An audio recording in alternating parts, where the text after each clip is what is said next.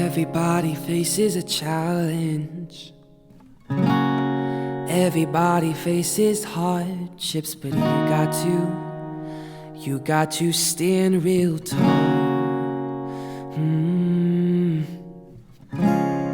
People, they come and go.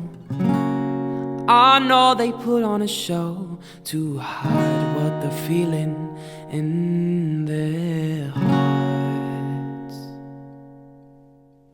You're not invisible. You're not invisible. I can see you, I can hear you on top of the mountain. You're not invisible. You're not invisible. I can see you, I can hear you on top of the mountain.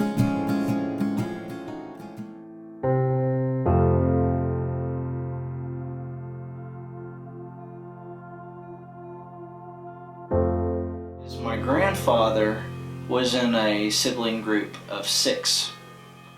And so back in the day, in the 1920s, 30s, he got on a train leaving Fort Worth with all his brothers and sisters, and they kind of marched him out at every stop, and people would say, I want that one. It always impacted him because he knew that out there somewhere he had brothers and sisters, and he always seemed sad. Even as I was growing up, he had an underlying sadness. He got pulled off by a couple of farmers in Mineral Wells. They primarily needed another strong back to work at the dairy farm where they were. And anyway, he had like probably 20 or 30 years chunk of his life where he was apart from his brothers and sisters. And they eventually found each other. And it's interesting because they're all, down I-20 heading west. They ran them every so often. But if we could keep a family together, that's what we would really like to do.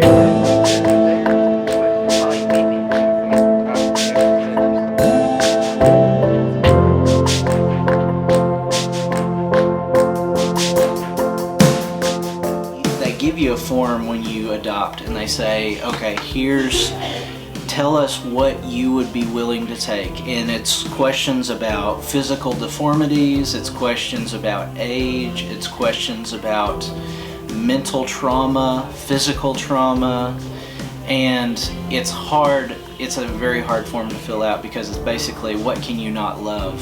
At least that's what it felt like to us. And we said, well, okay.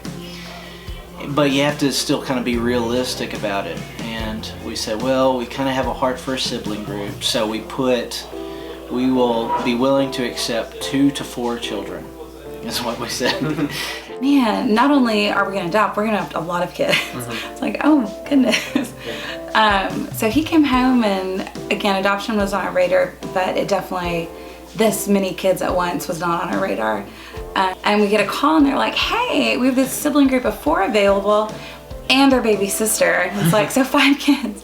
But it was really neat because we got our baby girl, which was, our first, God, you fulfilled that, and then you gave us 4 more that we couldn't imagine life without.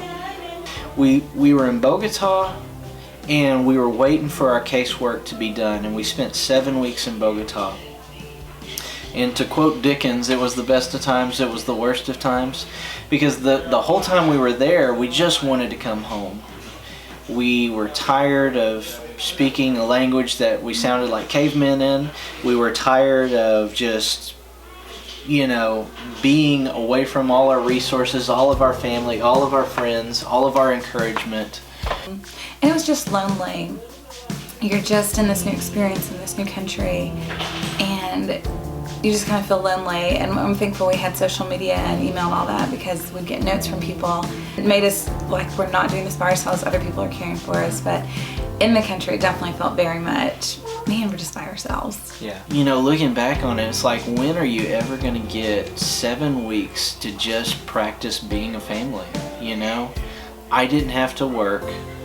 I was there the whole time. She was there the whole time. And we started part of the reason why we got so panicked was we thought, we'd do an activity, and then in 5 minutes this activity is going to be over, and I haven't even invented the next step. And if I don't immediately get them engaged in something else, they're going to go in 15 different directions.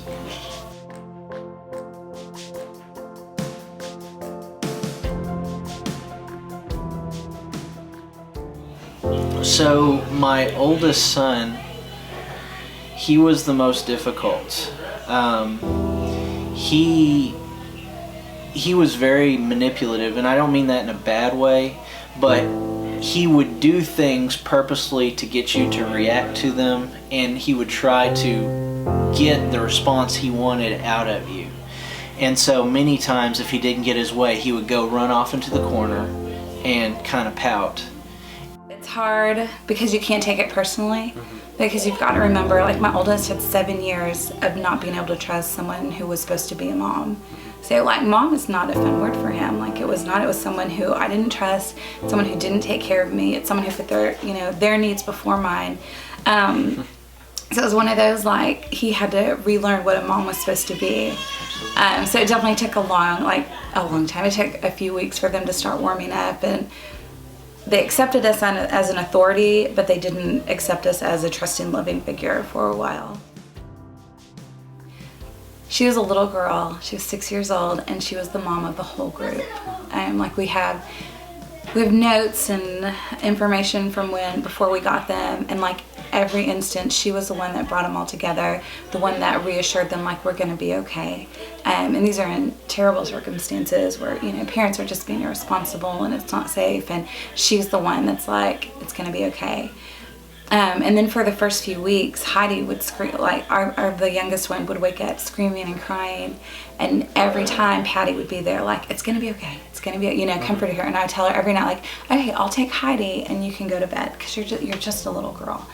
And I'm holding her, and Patty would just lay there, but she wouldn't sleep. She'd watch me the whole time just to make sure I was doing it right and it would be okay. And it took about probably 3 or 4 weeks in that Heidi woke up crying, and Patty, like, she rolled over, looked at her, saw me there, and went right back to sleep. It's like, okay, we're gonna be okay. Yeah. But it was just that burden taken off of her that, man, you can be a 6-year-old little girl. Like, you don't have to be mom anymore. So I think for her it was just nice to, like, oh yeah, I don't have to have that role, like, and I love you just because you're taking all this stress and anxiety and emotion that 4 of my siblings have put on me, because she's our strongest one. Do you remember those first few days we were in the apartment? And anytime Heidi woke up, you would have to wake up too, right? Because you were used to taking care of Heidi. And after a while, Mommy would wake up and you wouldn't have to wake up anymore. You could just stay asleep. You remember that? Are you nervous because of the camera? No. No, you're okay? She's good. You're just being shy? No, I just remember when Heidi, every time when I'm asleep, every time wakes me up. Yeah. The thing is it was day by day, And the big thing was when they hit the bed, Beth and I would talk and say, okay, we did this and that was a great thing. So we're going to keep doing that. We did this and it was terrible. So we sort of debriefed every night, because we'd never been parents before. So we were becoming parents during that time while they were becoming children and in a family environment. And probably right around day 5 or 6, I think we recognized, hey, this is still going to be a very hard, long road, and we may be exhausted, but we had more of a spirit of we can do it, and less of a spirit of, oh no, what did we get ourselves into kind of thing. We kind of had a peace about it. I've seen a lot of my friends, and they kind of lose their family and their kids because they're just every night they're going somewhere, or they have an activity, or they have a play or practice, and we've already lost so much time with our kids that it's like, man, we've got to build our family. So, like, most nights of the week we are just together. Like, we are still just this one unit, and we do tons of things, but when we do them as a family. So if we go to the park, if we, when they're playing soccer, we all go. Okay. So they understand that, man, this is not going anywhere.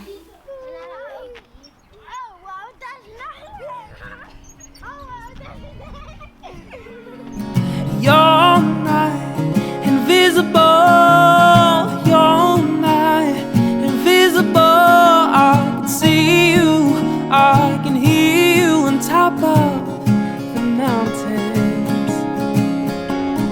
You're not invisible. You're not invisible. I can see you. I can hear you on top of the mountains. You are strong, you are wise, you are beautiful, 'cause God created you in His eyes. You are strong, you are wise, you are beautiful, 'cause God created you in His eyes. Yeah. Whoa.